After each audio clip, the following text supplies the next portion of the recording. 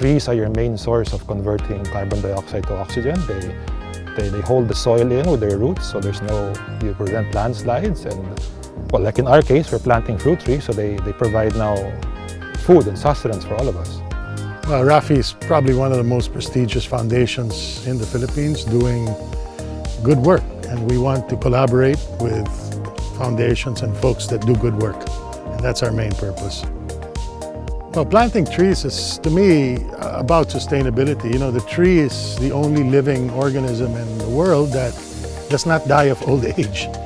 It can live and live forever if you take care of it. And so that's sustainability at its prime, and that's what we want to support and achieve.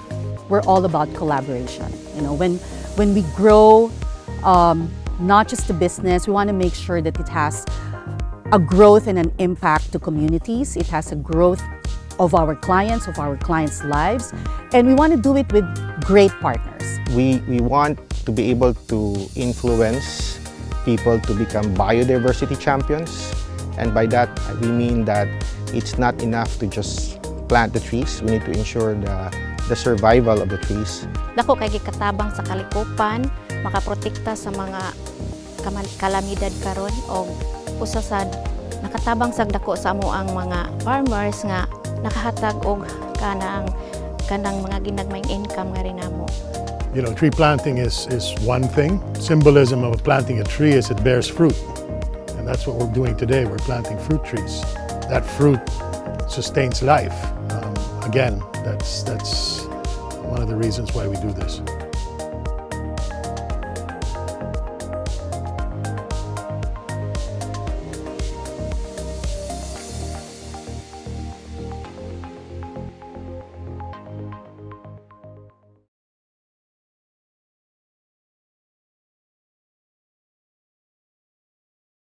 The world around us is ever-changing. We are facing development challenges on a global scale. Today, 41 million out of 57 million deaths are attributable to non-communicable diseases. In the Philippines, 5 out of 10 families were deprived of basic education. The Philippines also ranked 3rd in the top 10 countries with the most natural disasters. Women participation in the labor force is less than half at 48%, while male participation is at 77%. The United Nations identified and adopted 17 Sustainable Development Goals or SDGs to address the challenges faced by economies, societies, and the environment. We at ATRAM support the UN and the SDGs by launching the ATRAM Philippine Sustainable Development and Growth Fund. The fund is designed to invest in Philippine companies that score high in terms of the integration of UN SDGs into their operations and strategy. Through this fund, we hope to encourage PSC-listed companies to integrate UN SDGs into their businesses. We must work together to make a world a better place. ATRAM Philippine Sustainable Development and Growth Fund. Invest in a sustainable future together. Invest to thrive.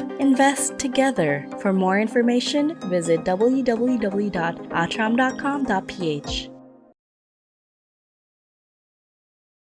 Hello and good morning, everyone. Thank you for joining this week's episode of ATRAM Webinar Series. I am Jella Villaferte of Institutional Sales, and I will be your host for today. The investment sector has expanded greatly over time, added by new ideas and methods that have helped simplify complicated concepts for everyday use and generate new sources of income. The pattern in investing just for financial gain is now being replaced by a new wave that anticipates financial returns that also benefit society. Sustainable investing delivers value by balancing traditional investing with environmental, social, and governance-related ESG insights to improve long-term outcomes. Stay tuned to know more about this type of investing and how you, as an investor, may benefit from its various aspects. If you have any questions, you may send them as early as now by clicking the Q&A button below your screen. Before we begin, I'd like to let you know that this session will be recorded and that copies will be disseminated as well as posted on our all social media platforms. If you are just starting out in this world of finance and investments, or a seasoned investor who would like to be in the loop with the latest investment news and strategies, we have wonderful resources to get you started. Subscribe to our YouTube channel, ATRAM Studio, if you have any friends who you think would like this webinar but are unable to attend. A replay of this session will be posted on our official YouTube page. Don't forget to click the notification bell so you get notified on all your devices when new videos are uploaded. Also, please don't forget to visit our website at www.atram.com.ph for more detailed information about all the funds that we offer. You may also scan the QR code to visit our official social media pages. We would like this webinar to be as interactive as possible, so please don't hesitate to send your questions in the Q&A tab all throughout the webinar. We will also be wrapping up with a quick feedback survey after the webinar, so we do hope you can share your thoughts with us about our session today and how we can improve our webinar series. Indeed, it is an honor and a pleasure to have you here with us today, ATRAM Head of Macro and Sustainability Research, Mr. Mari Lacson. Jomar has over 20 years of research experience in equities, finance, and economics spent in various global and local institutional securities brokerage firms. Also, joining us today is ATRAM Sustainability Research Associate, Miguel Dela Cruz. Mix had previously worked as an associate and consultant in the business for sustainable development, working for various corporations on improving sustainability outcomes and operations. So, without further ado, let's start. Hi, Jomar and Biggs, the floor is yours. Thank you, Jella. We can get right into it now. So, sustainability investing, it's this huge umbrella of different themes, different ways of expressing your investment views. But in general, how I like to define it is as a way of using your investments and capital to solve long-term issues, right? So you can express that in a range of problems like climate change or environmental degradation, through social issues like human rights, protecting against corruption or anti-competitive practices. So it's a pretty long list, but ATRAM, so we have our own sort of methodology by which we define, by which we express the implementation of sustainability investing. And maybe, Jomar, you have a pretty good idea of how ATRAM does it and how we developed our own method for this. Yeah, so we actually looked back at this 2 years ago, and it's actually a pretty big theme, no? It's actually we're still learning actually in this process. No? So 2 years ago we saw that this was a very powerful trend, it was emerging, but we're actually kind of behind, no? Everywhere in the world. No? I think Europe has been more advanced as far as sustainability investing. So it's a much larger topic. No? We have actually mga responsible investing, sustainability investing, and then ESG investing. But they're all under the parang umbrella ng responsible investing. No? So maraming, Migs has already mentioned the areas that people look at. No? But for us, we're starting all of this, and 2 years ago, and we're kind of like learning our way into and we've done a lot of to build our own framework, which we actually will take you through it a little later. But yung ESG investing itself looks pretty solid. No? I think it's where people investors have now just begun to look outside the normal ways or normal methods of investing. I mean, fundamental investing, technical analysis, or fundamental analysis and technical analysis.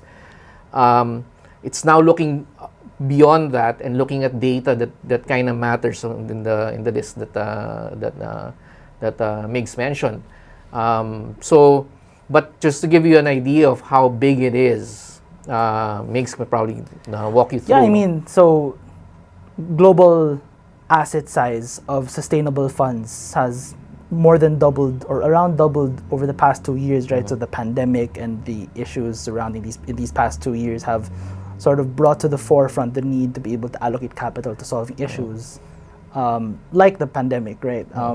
So this is sort of the same across regions, right? In Asia alone, I think the asset size of sustainable funds has increased sixfold, which is astonishing in and of itself. But if you consider also something that, in my view, is even more surprising, is that even with all of these sort of levers of volatility over the past 2 years, the pandemic, the Ukraine war, inflation, episodes of inflation, and this aggressive monetary policy that we've been seeing globally, ESG funds have remained largely resilient.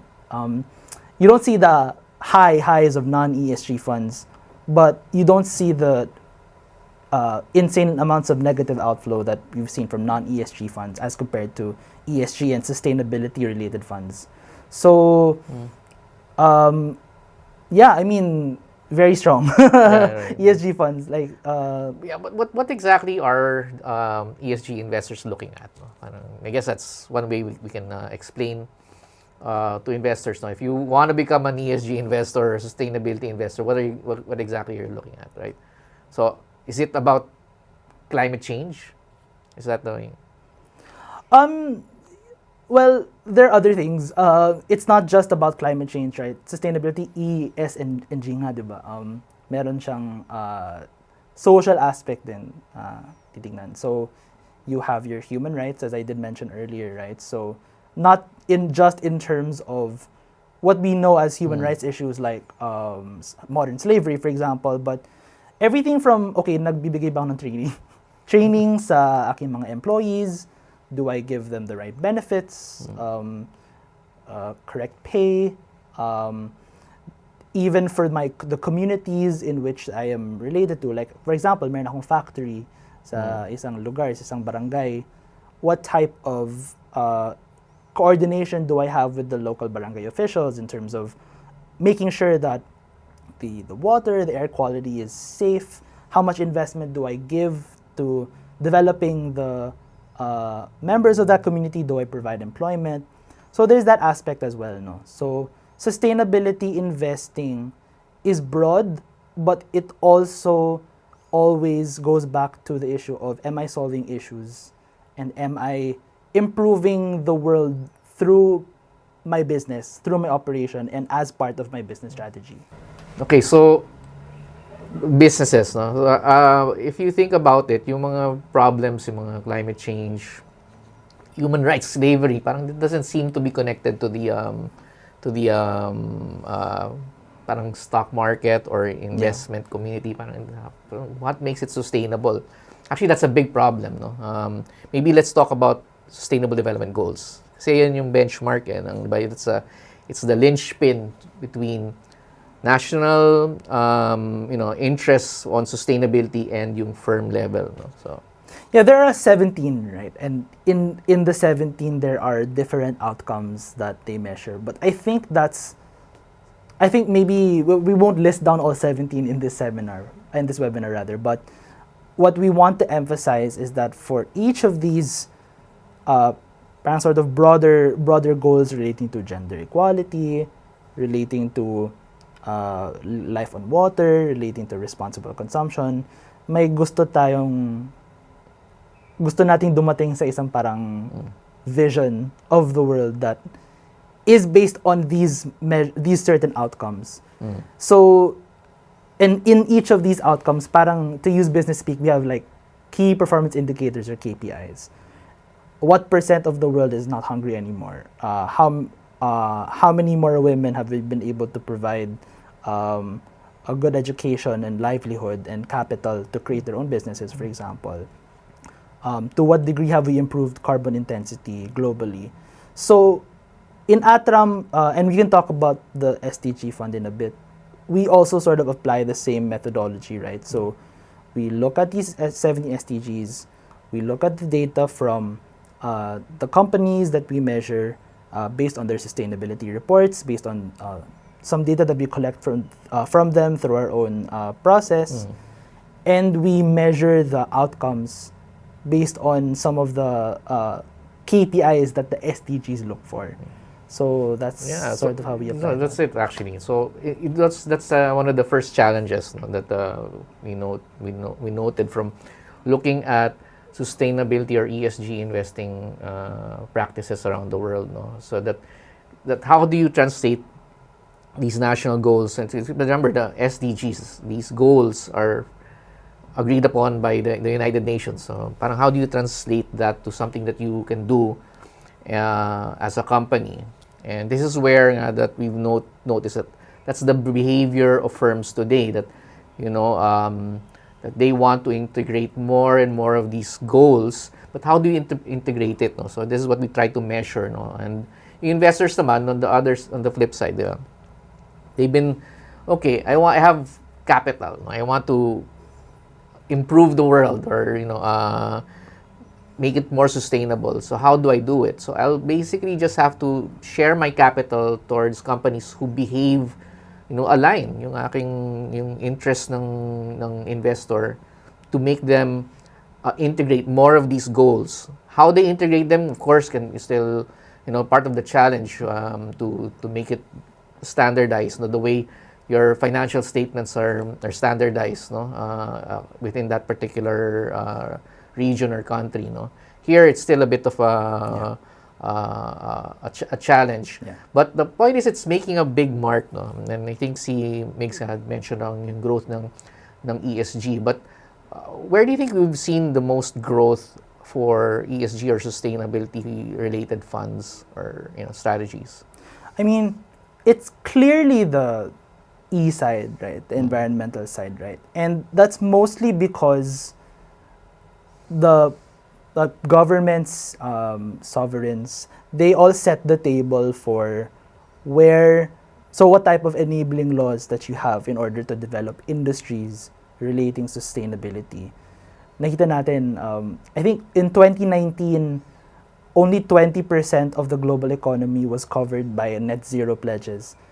In just 2 years, 80% na yan. Everyone has a net zero. Net zero also means no emissions, or at the very least, net emissions to capturing carbon emissions, right? So we didn't have, not many countries had those goals only 2 years ago, and now they do. So a lot of it is government related. The government plays a significant role, because as the Philippines commits to mga COP26, these are like the organizations or conferences that agree on goals, and commitments. So now, once they commit, it's now time to implement. And one way you can implement it is through regulatory, to policies.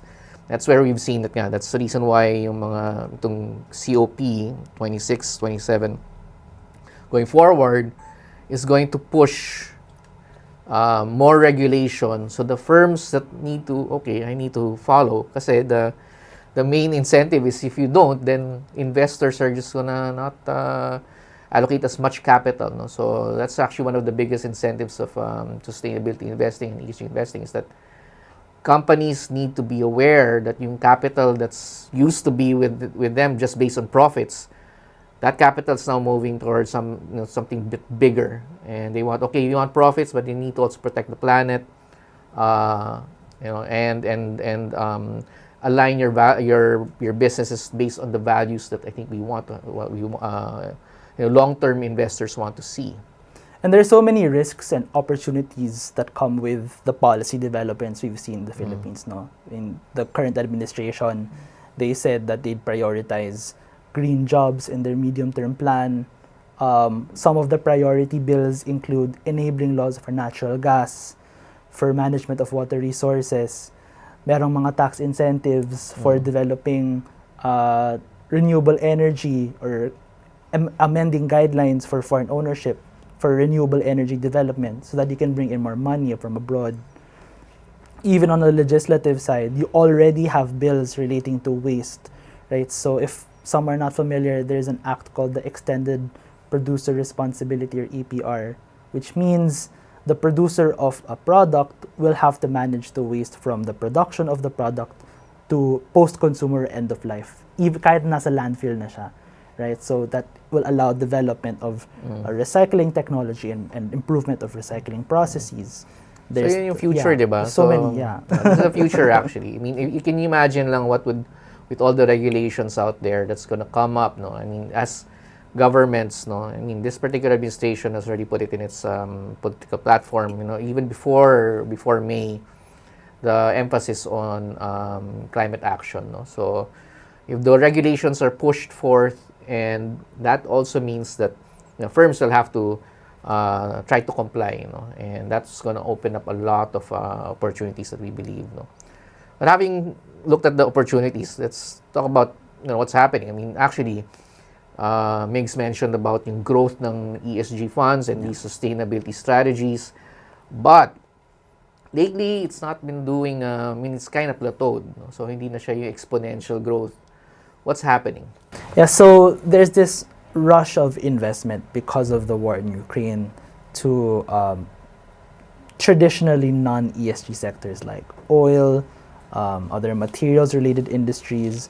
So at least in the short term, because of the issue relating to energy security, right? So the war in Ukraine creates this sort of energy crunch that compels firms to develop or reactivate their fossil fuel-based energy plants, refineries, among other things. But I think we go back to the trend towards, for example, renewable energy, right?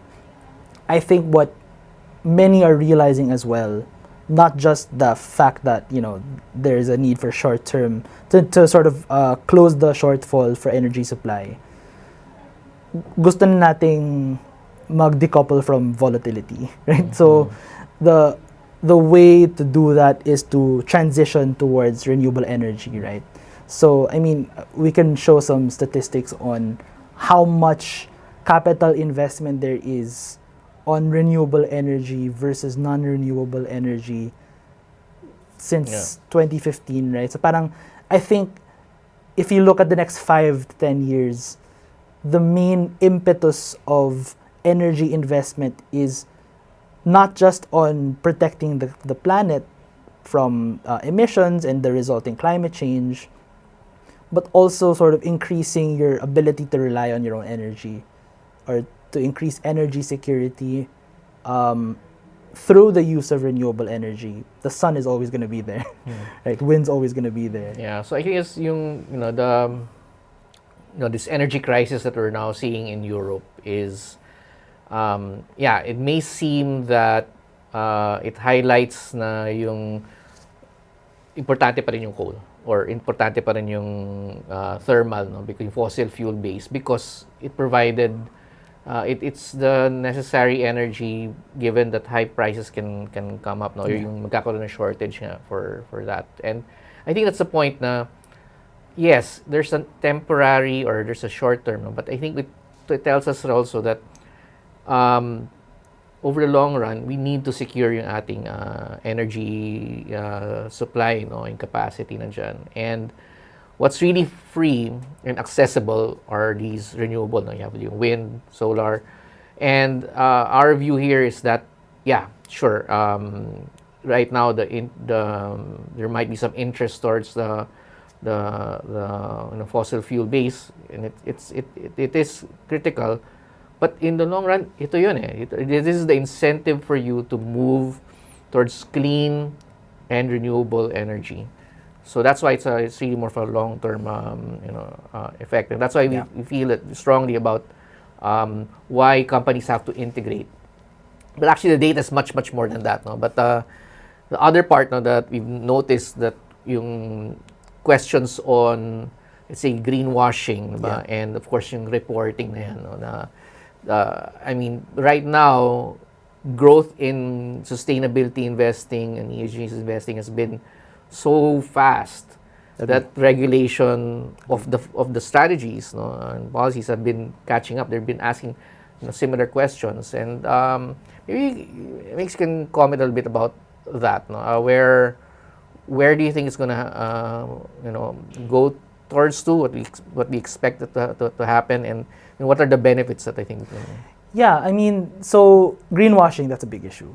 But I also think that it's a good thing that there is this increasing concern, right? So, what's going to happen? So, we've seen different markets develop their own taxonomies, or another sort of related term is like glossary, right? So, there's regulation to define, okay, ano ba talagang sustainable activity, right? We can't just slap a green label on an activity and call it sustainable and call it a day.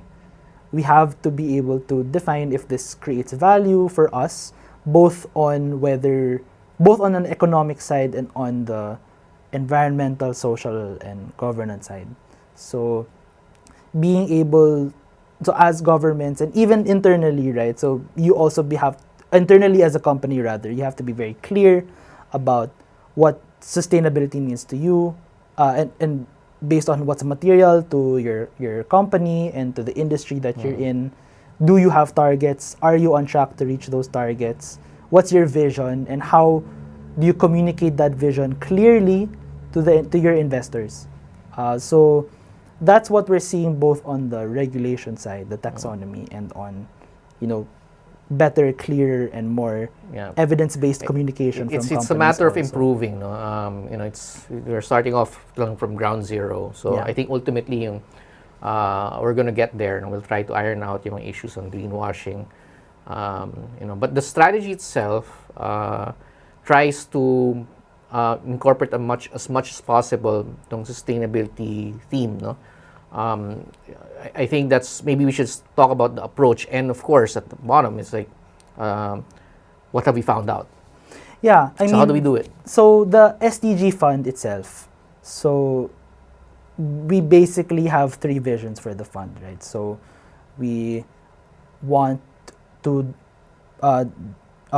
invest in companies that integrate sustainability, because we believe that those companies drive better returns than the market in the long run, right? So that's already two of those goals: better than market returns because of the sustainability integration and focusing on the long term. But we also use the fund as a sort of way to motivate businesses to allocate capital to integrating sustainability into their operations and strategy. And we've already harped on that a few minutes back now. But I think the main, what I'd call USP, or parang what I love about what we do in the fund, is that yung sinasabi mong greenwashing, we look at every single data point in all the sustainability reports of the companies that we review. We have a pretty wide universe, and when we look at the companies, we look at the data. That's hard, cold information that we use as input for our scoring framework. And it's also, again, as I mentioned, related to how the SDGs work, right? So there are KPIs, there are outcomes that we measure, and based on kung nag-improve ka or kung hindi ka nag-improve, will give you plus points or minus points, basically. Right? So that's how it works. It's simple as a process, but we go through so much data, and because we believe it's important that who we put in the fund, which companies we put in the fund, are actually integrating the sustainability outcomes that we say we measure. Right. So it's the data's there. So it's not just a combination. It's not just yung sustainability report. No, actually we incorporate some finance. It's, as Mix mentioned, there's a point there where it's not just about SDG sustainability. It must translate to returns. Yes. Okay. That's why our framework actually incorporates mga value or profitability factors into it as well. But the main deciding factor of whether, how we select these companies is because of their sustainability, no? So in integration in KPIs, as sabi ni Migs, no? And so, maybe just to sort of add, no, parang if you want to take a look really at, okay, so how do you prove that the fund is sustainable, right? So I mean, we can show you a few graphs here that indicate that, okay, on many metrics, especially on environmental metrics, the fund, the companies in the fund on aggregate have better outcomes than the universe that we measure. our companies, on average, have use a higher percentage of renewable energy for their consumption. They're more efficient with waste generation, with emissions. We're on par with water use ratio. But for the most part, these companies are really dedicated. And again, parang we're trying to expose ourselves to companies that are primed to take opportunities relating to the policy developments in sustainability that we mentioned earlier, but also protect against the risks relating to climate change or regulation relating to carbon, for example. Oh yeah, renewable energy. So what have we found out so far? No? So based on the data, just to give you an idea, we've seen that the companies that have used renewable energy has tripled. So from about 3% of your energy requirements before in our universe last year, we've seen them already increase to around 9%. No? So what's driving all of this? It's actually demand, no, for clean energy. So it's not like just that there's regulation for it. No? It's actually the customers of particularly mga office property companies, no, yung mga BPOs. These companies have their own sustainability related goals, no, and before they actually lease, they're going to require, most of them are going to ask, are you using clean energy? Are we using renewable energy? And we see this as a important a marketing point for any office developer to attract multinationals, foreign companies to come in and set up shop here, because you actually are aligned, no, as far as your requirement for clean energy. So those are actually, we've seen that's one clear indication of where demand is driving this requirement for renewable energy. How can investors take advantage of this opportunity? How do we invest? Yeah, so the SDG fund itself. So you can take advantage of the SDG fund, which since we started 2 years ago, we've actually outperformed the market by around 9-10%, which is great, right? And again, we focus on the long term, so that's in line with our sort of thesis relating to long-term returns for companies that integrate sustainability. And maybe before we get into the specifics, maybe we do have a few things to share and about how specifically this return is integrated or related to the sustainability outcomes that we measure. And maybe Jomar, you have a so we talked about our approach. It's aligned with the UN SDGs, with our KPIs, these outcomes, and we actually did an analysis of the returns, no, and try to figure out, okay, which factors actually explain these the outperformance. And what we've learned is that if you go through our methodology, we try to divide it into, or we classify the SDGs in terms of wellness, progress, and fairness type of outcomes. And what we've learned is that it's highly correlated to progress, no? So these are the growth indicators.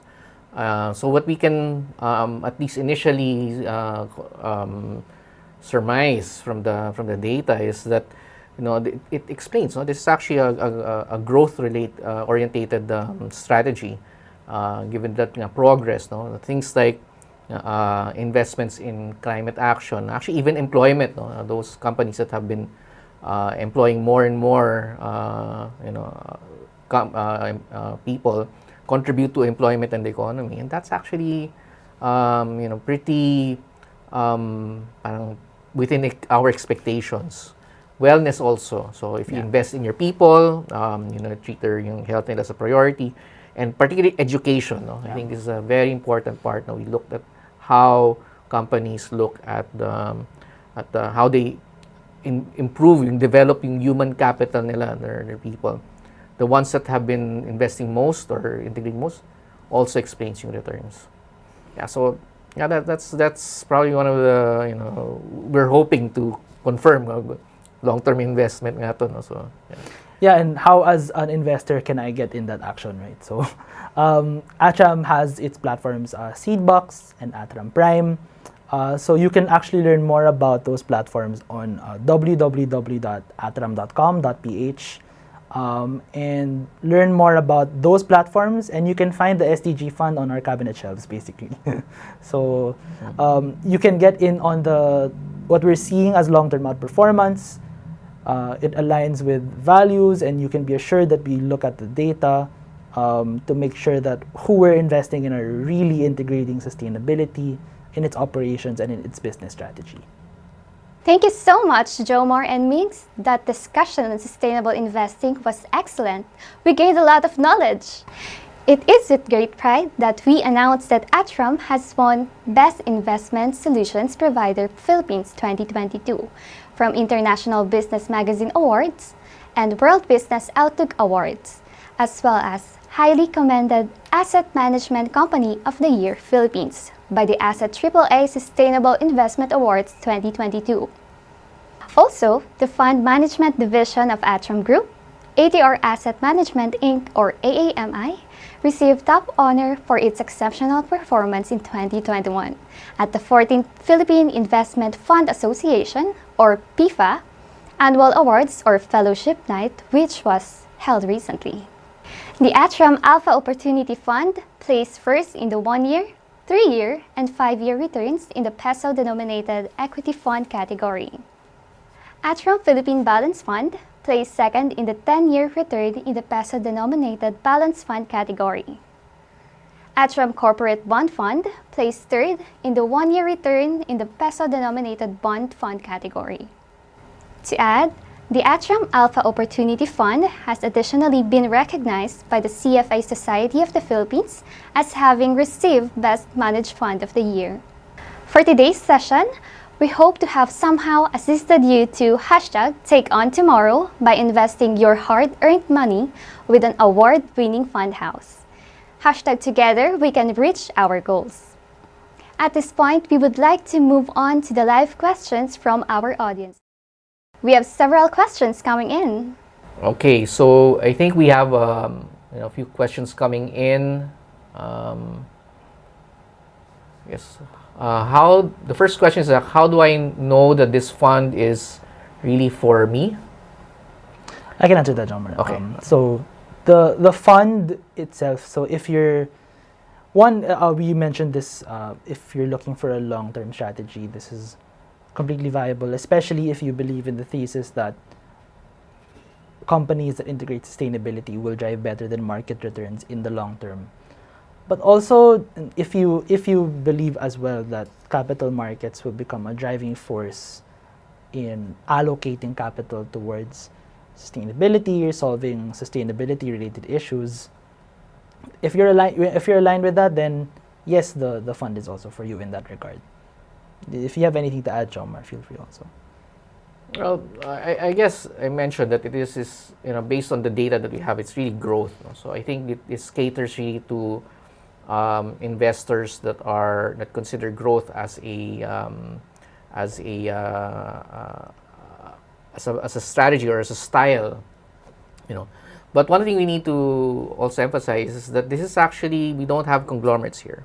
Yeah. Right. So which means that our benchmark, which is the Philippine Stock Exchange, we actually tend to have a higher tracking error. So which basically means that we don't follow the market. This is really companies that integrate sustainability. So that's its main theme. So the other part is that we don't have a market cap here that we put as a limit, which means that it can be a big company, large market cap. We have large cap companies here, but we also have some small cap companies here. So you actually have a fuller spectrum of based on our universe. The reason why we actually don't have a conglomerate is we wanted to see each company integrate UN sustainability goals broadly, not specific, not choosing which goal I'm going to be. We need to see them broadly implement sustainability, and because this is our thesis, right? I mean, if you integrate sustainability, if you are trying to be sustainable, this should translate to long-term returns. Yeah. There's second question, Mig. So it's a bit technical. How should we price environmental transition risk? Maybe you should differentiate that first. What's a transition risk and what is physical risk? Yeah, so we didn't mention this earlier, but you'll see this in other sustainability-related articles or ESG-related articles. There are two main risks relating to sustainability and ESG investments, right? So there's physical risk. So ano yung mga malalakas na bagyo, right? So super typhoons, long-term impact of climate change on sea level, so that causes flooding, right? For example, Indonesia, they're moving their capital someplace else as a result of rising sea levels and flooding. So that's physical risk, right? That's pretty clear. But the question is asking about transition risk. That's different in the sense that it focuses on regulation, not the impact of policy and demand on the transition from non-renewable energy to renewable energy. So that can take the form of many things. If I am a carbon-intensive firm or organization, and the market in which I operate slaps on a carbon tax or among other things, Right. then I will be impacted financially. That's To put it more yung relevant right now, no, we have the Bangko Sentral ng Pilipinas has issued a parang sustainability finance framework, no, and the banks that we are looking at have already started to issue out their own targets of limiting exposure to loans, no, to new coal power plant capacity. Okay, so that's a transition risk, no? So if you are still in a business that might be affected by coal, no, it might be affected by coal losing out on financing, no, at least for new capacity. Yung growth ng company niyan is going to be affected, no, by the lack of financing from banks. But they may continue to move on because remember, it's just new capacity ang kino-constrain. So that's a transition risk that it's probably going to happen within the next 10 years, no? 5 to 10 years, you're going to see that constraining most of these power companies. You can take the third question. Yeah, I have to read it first. Will the consideration of ESG in a portfolio lead to underperformance? I don't think there's a clear, like there's no correlation that okay, ESG dahil lang ESG ang portfolio underperform na siya. That's not true. Obviously there is more on mainstream funds. There can be some outperformance depending on the macro environment.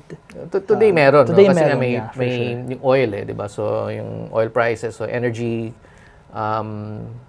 companies or indices or markets that have a lot of energy, parang fossil fuel based, na are pushing that underperformance, no? But I think yung thesis namin, di ba, that this is, if you are preparing for sustainability, integrating more of it, for climate action, making sure lang that, it's kind of intuitive, right? Na if you take care of employees, they're gonna stand by you, they become more productive, and that should translate to more productivity, more efficiency, and progress, yung research, one of the things that we kind of noticed, just companies that invest in research or innovation, digital transformation, there's a big.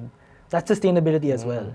Big yan. And I mean, if you look at, and I mentioned this earlier, the resilience of ESG funds, despite all that's been happening relating to the pandemic and Ukraine, I think there's something that the market knows is viable, and that there's something that the market knows in terms of the viability of ESG as a long-term and resilient strategy against issues. And as Jomer mentioned, companies that take advantage or protect against the risks relating to climate change and other sustainability issues are primed to perform better than than the market. So there's that.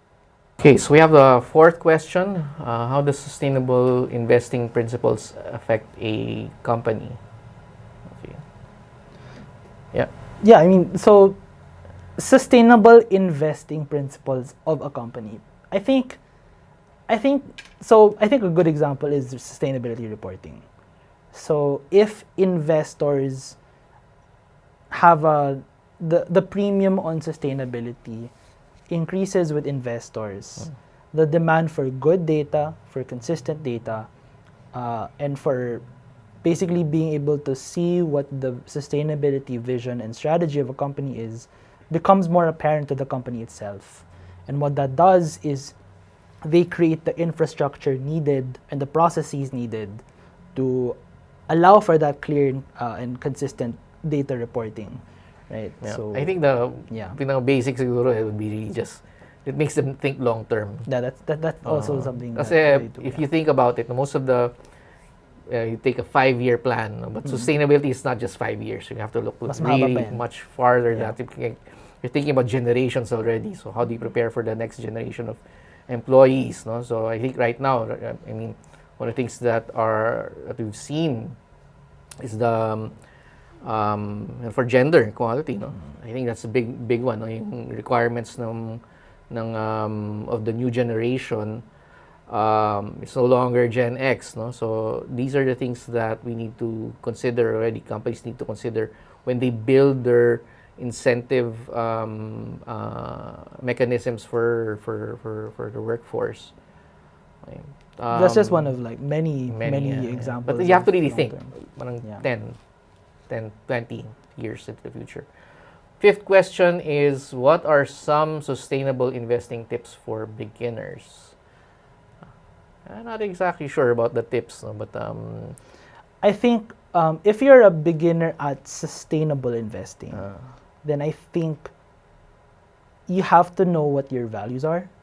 I mean, we can't tell you what you value, but there are many ways kasi to express.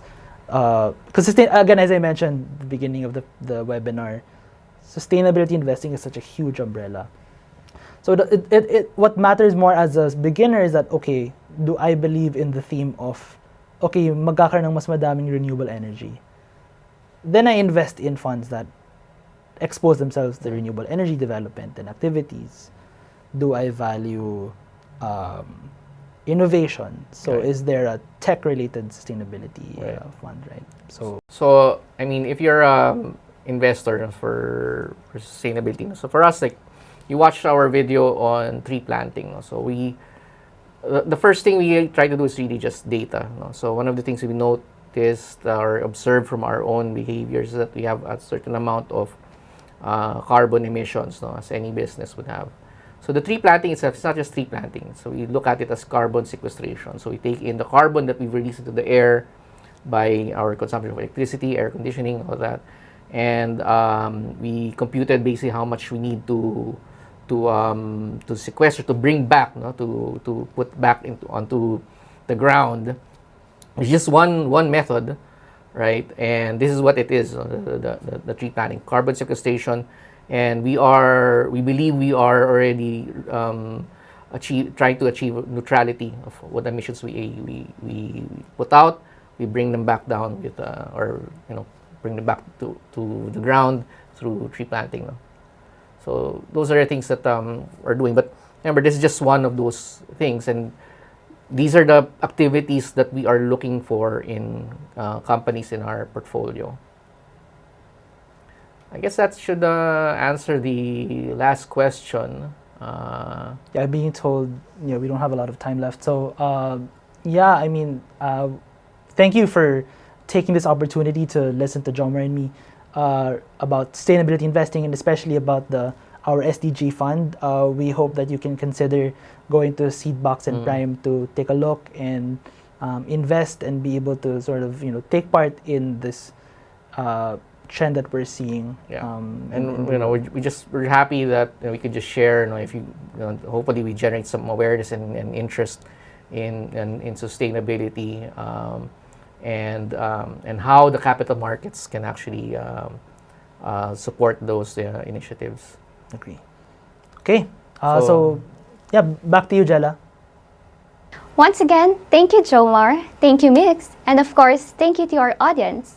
We appreciate you taking time to join us today. We hope you were able to gain insights and key takeaways from today's webinar. Now, did you know that as low as 1,000 pesos, you can already jumpstart your investment journey? Here's how you can invest in ATRAM funds. Good day. If you are interested in investing with ATRAM, the leading independent asset and wealth management company in the Philippines, please visit our website, www.atram.com.ph. We have all the details you would need to know about our funds. If you would like to start investing, click Invest Now. For further assistance and account opening, you may email our client services team.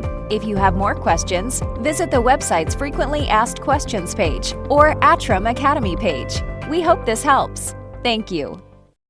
There you go. If you have any further questions or would like to learn more about ATRAM, please visit our website at www.atram.com.ph.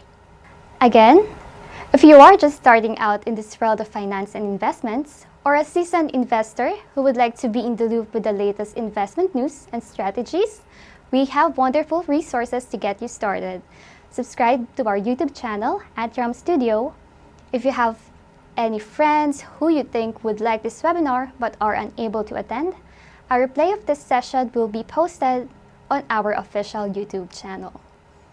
Don't forget to click notification bell so you get notified on all your devices when new videos are uploaded. Also, please don't forget to visit our website at www.atram.com.ph for all and detailed information about the funds that we offer. You may also scan the QR code to visit our official social media pages. Lastly, please answer the survey at the end of this webinar. We would love to know your thoughts about today's topic. On behalf of everyone at ATRAM, thank you again for your attendance and participation. We wish you and your loved ones continued health and safety. Have a great day.